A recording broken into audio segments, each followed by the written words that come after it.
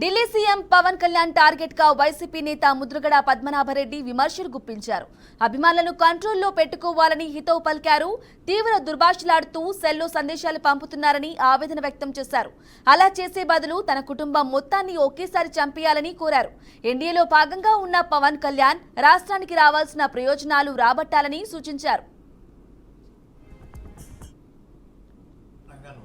మీరు కూడా పవన్ గారు వారి బాటలో పూర్తిగా సినిమా రంగాన్ని వదిలేసేసి ప్రజాసేవకి మీ జీవితాన్ని అంకితం చేయండి. ముఖ్యంగా కాపు యువత,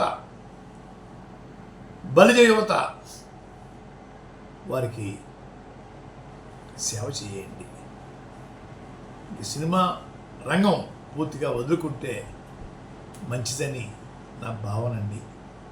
అక్కడ ఇక్కడ రెండు కాళ్ళు వేయటం కష్టము. ఎన్టీ రామారావు గారు లాంటి వారే ఇక్కడే కొనసాగారండి. ఒక సినిమా మాత్రం పర్మిషన్ పుచ్చుకునే నటించారు. ఆ దాన్ని మీరు కూడా నడిస్తే బాగుంటుందని అభిప్రాయపడతా ఉన్నాను. దయచేసి పవన్ కళ్యాణ్ గారు, మిమ్మల్ని ప్రేమించే యువత నిత్యం బూతులు పెడతా ఉన్నారు మెసేజ్ ద్వారా. ఇది మంచి పద్ధతి కాదని నా అభిప్రాయం.